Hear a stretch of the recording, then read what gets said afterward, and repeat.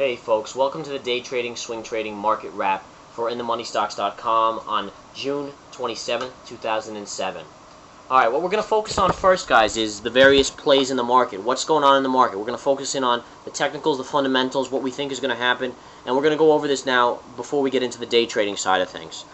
What we saw today was a large rally in the markets overall. We gapped down at the open, which usually when we gap down these days, we actually move higher, and it's vice versa. When we gap up, we usually end lower, and everyone should be realizing this situation, what's going on here, and try and take advantage of this, because it's very important. Okay, what we did again is we gapped down, and we rallied hard. The NASDAQ was up 31, the Dow up, pretty much percentage-wise the same, alright? Slightly less, perhaps.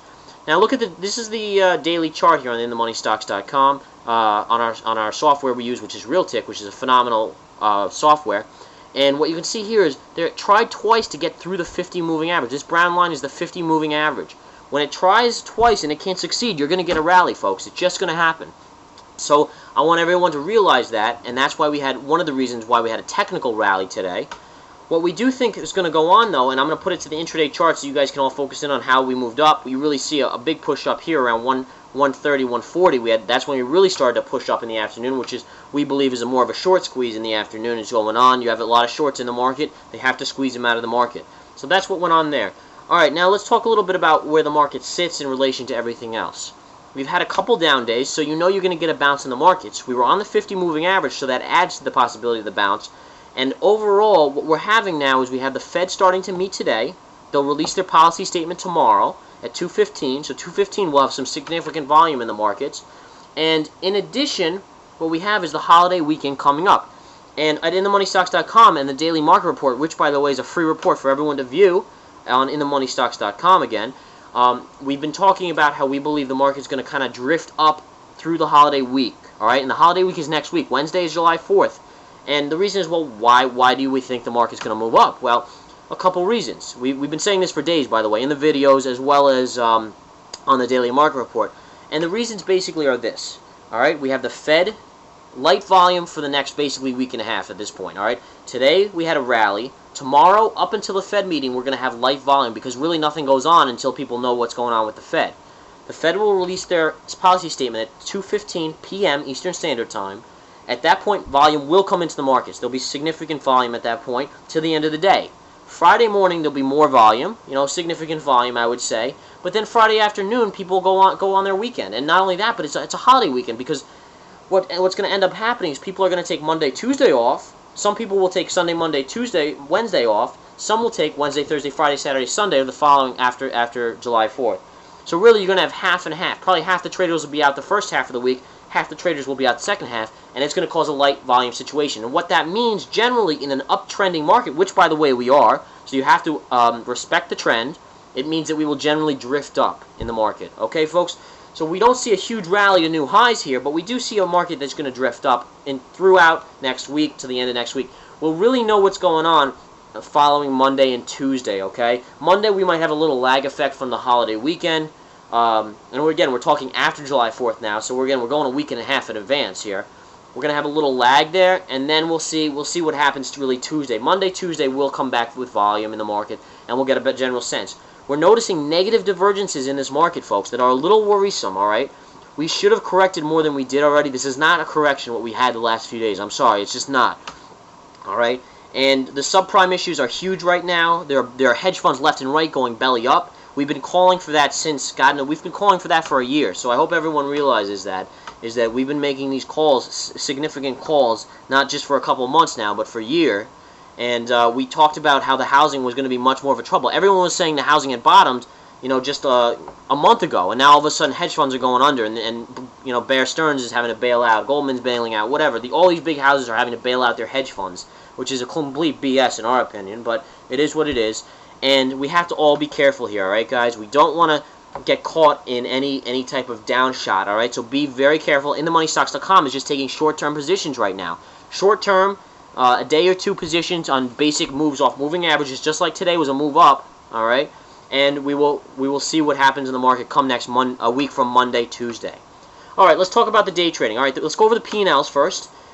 And here we had a great day today, a lot of trades. And again, for those of you that were wondering where the videos were the last couple of days, I want to make sure it's not that we're stopping them. We're not stopping them. I love the support I've seen from you guys.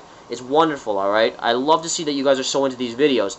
But what I want to say is when the market's dead, like it was Monday and Tuesday for day trading, we don't always feel the need to put out a video because there's not much to say, frankly. However, today we have a ton to say. As you can see, look at that size of that P&L of all those trades we did. And we closed out $982.54 in closed profit. Our swing trade was down $369 today, so overall we did, let's see, $600 and change in profit today. About $600, which is a phenomenal day. Listen, I'll take that every day of the week. You do $500 a day, you're making over $100,000 a year. You can't go wrong there, folks. All right, now, again, we always are transparent here at InTheMoneyStocks.com, so I'm going to show you the last couple days' P&L. And, again, these P&Ls will be posted, these profit-loss boxes will be posted on InTheMoneyStocks.com if you can't see them on the YouTube video. So go there, look under videos, the day trading videos, and you'll see them all. All right, Monday, we were down 66.65 in day trading, but our swing trades were up 448.95, so that was nice. Okay, and on Tuesday, we were up $200 in P&L and profit on day trades, but our swing trades were down $311. So for Monday and Tuesday, we basically came out ahead about $200. Nothing big. Again, that's why we didn't feel the need to do a video. Okay, so going back to here, we had a couple great trades, and I'm going to quickly show you them. The first one we're going to go over is IOC. Look at this drop here, guys. Look at this. Whenever you have a drop this significant and we start moving down again through the 200 moving average. This is a 200 moving average here, folks. This is key. This is a technical signal here. Whenever it moves down past this hard, you're going to look for at some point a bounce back above that 200, which is exactly what happened. So we picked up just 100 shares because we don't like to risk a lot here. We picked up 100 shares at $23.89, and we waited. We got 2 points. Within about, I'd say, 7 or 8 minutes, we got a 2-point reversal bounce, all right? We're talking about 2 points on a $20 stock. That's 10%, folks. All right? We sold it. We sold it for a quick $216 and moved on. All right, folks? So now let's go on to the next play. And I got to be quick here because these videos I'm only allowed to do 10 minutes on YouTube, so it makes it a little tough. The next one's CTDC. All right, look at this intraday move. Boom. All right? We're a specialty at trading these smaller stocks, which is great because people usually love them because you get such great returns. We saw an article today, basically came out around the time this thing took off. It was a little before that talked about how China had to recall a bunch of food because it was poisonous and there were chemicals in it. And we know because we trade so many of these stocks so often what each individual stock does. So we're first in the gate here. All right, China Tech Development deals with food sanitizing and all that junk, dealing with making sure the food's okay. We knew right away. We were in at $4. We sold at $4.14 for a profit of $210. We try to be number one in, and then we unload to the masses as they all buy it up. All right, folks, that's what we want to do here. The last play I want to show you is NOVC. I like this as a swing trade going into the close, actually. I was thinking about holding it, but look at this candle in the end of the day. It shot up like 16 cents from my entry price. And when that happens, guys, in the chat room, we take profits. I'm sorry, but when you're up that much, when you get a quick $160 like that, you don't leave it in the market for the next day to possibly go away. You take it right away and book it. All right? That's one of the rules here. When you're in the profit, especially going into an overnight position, you'd rather not hold it overnight because there's always a risk of a catastrophic event overnight. You never know. It could. All right? So you don't like to hold things overnight. Who knows? Maybe they'll come out with bad earnings or a bad drug report. You never know. So you take the profit, you run, you book it, and we booked a nice amount of profit today. And that's all for today, folks. All right? Have a wonderful evening. We'll be back in touch soon. Look for the next video, hopefully tomorrow. Take care.